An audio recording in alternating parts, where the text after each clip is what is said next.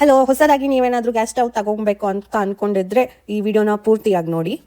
ಇದು Prestige royal plus GT glass top gas stove 3 burner. ಇದ್ರ price ಬಂದು 7,500 online price. ಆದರೆ ಇದು ಶಾಪಲ್ಲೆಲ್ಲ 8,000 to 9,000 ವರೆಗೂ ಇರುತ್ತೆ.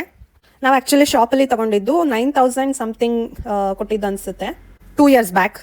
ಗ್ಲಾಸ್ ಟಾಪ್ಸು ನೋಡೋಕ್ಕಷ್ಟೇ ಚೆನ್ನಾಗಿರುತ್ತೆ, ಆದರೆ ಇದು ತುಂಬ ದಿನ ಬಾಳಿಕೆ ಬರಲ್ಲ. ನಾನು ತುಂಬ ಇಷ್ಟಪಟ್ಟು ಆನ್ಲೈನಲ್ಲಿ ಚೆಕ್ ಮಾಡಿ ಇದನ್ನು ಸೆಲೆಕ್ಟ್ ಮಾಡಿದ್ದು. ಆದರೆ ಒಳ್ಳೆ ಕಂಪ್ನಿ ಅಂತ ತೊಗೊಂಡ್ರೆ ಒಂದು 2 yearsಲ್ಲೇ ಒಂದು ಬ್ರೇಕ್ ಡೌನ್ ಆಗೋಯ್ತು. ಇದಕ್ಕಿದಂಗೆ ಒಂದೇ ಸತಿ ಬ್ರೇಕ್ ಡೌನ್ ಆಗೋಯ್ತು. ಇದ್ರ ಮೇಲೆ ಹಾಟ್ ಏನೂ ಇಟ್ಟಿಲ್ಲ, ಪಾತ್ರೆ ಏನು ಬಿಸಿ ಇರೋದು ಏನೂ ಇಟ್ಟಿಲ್ಲ, ಮತ್ತು ಜಾಸ್ತಿ ವೆಯ್ಟ್ ಇರೋದು ಇಟ್ಟಿಲ್ಲ. ಕುಕಿಂಗ್ ಮಾಡ್ತಾ ಇರುವಾಗಲೇ ಒಂದೇ ಸತಿ ಡಮ್ ಅಂತ ಬ್ಲಾಸ್ಟ್ ಆಗೋಯ್ತು.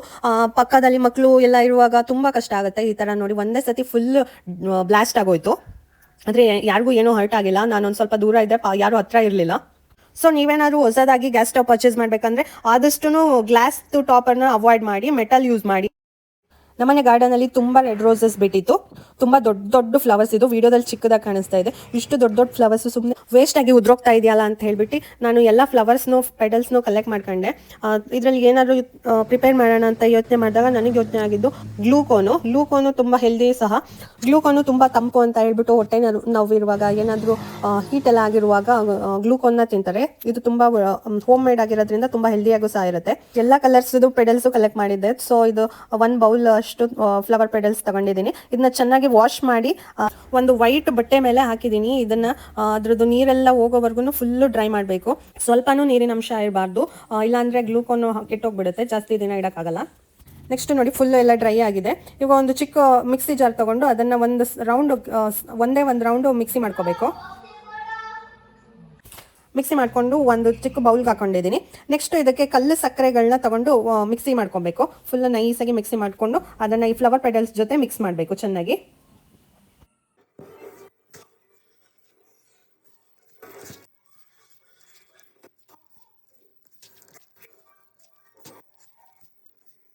ಚೆನ್ನಾಗಿ ಮಿಕ್ಸ್ ಆದಮೇಲೆ ಮತ್ತೆ ನಾನೊಂದು ಚಿಕ್ಕ ಜಾಮ್ ಬಾಟಲ್ ತಗೊಂಡಿದ್ದೀನಿ. ಜಾಮ್ ಬಾಟಲಲ್ಲಿ ಇದನ್ನು ಸ್ಟೋರೇಜ್ ಮಾಡ್ತಾ ಇದ್ದೀನಿ, ಗ್ಲಾಸ್ ಬಾಟಲು.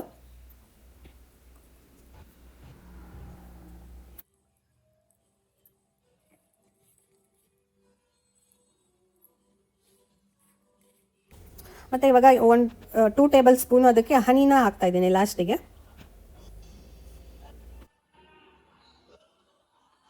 ನೆಕ್ಸ್ಟ್ ಮತ್ತೆ ಹನಿ ಹಾಕ್ಬಿಟ್ಟು ಅದನ್ನ ಚೆನ್ನಾಗಿ 1 ಸ್ಪೂನ್ ತೊಗೊಂಡು ಮಿಕ್ಸ್ ಮಾಡಬೇಕು. ಮಿಕ್ಸ್ ಮಾಡಿ ಆದಮೇಲೆ ಇದನ್ನು 8 days ಸನ್ಲೈಟಲ್ಲಿ ಚೆನ್ನಾಗಿರೋ ಬಿಸಿಲಲ್ಲಿ ಒಣಗಿಸ್ಬೇಕು. 8 days ಆದಮೇಲೆ ನೋಡಿ ಈ ಥರ ಬರುತ್ತೆ, ಈ ಥರ ಕಾಣಿಸ್ತಾ ಇದೆ.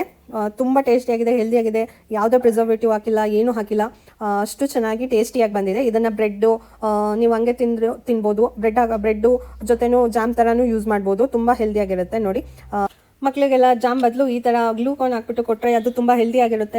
ನೋಡಿ ನಿಮ್ಮನೆ ಗಾರ್ಡನಲ್ಲೂ ಈ ಥರ ತುಂಬ ರೋಸಸ್ ವೇಸ್ಟ್ ಆಗ್ತಾ ಇದ್ರೆ ಎಲ್ಲ ಅರಳಿರೋ ಪೆಡಲ್ಸ್ನು ಕಲೆಕ್ಟ್ ಮಾಡಿಕೊಂಡು ನೀವು ಈ ಥರ ಗ್ಲೂಕೋನ್ನ ಪ್ರಿಪೇರ್ ಮಾಡ್ಬೋದು. ಇದು ಮಕ್ಕಳಿಗೆಲ್ಲ ತುಂಬ ಇಷ್ಟ ಆಗುತ್ತೆ, ನನಗಂತೂ ತುಂಬ ಇಷ್ಟ. So thank you for watching.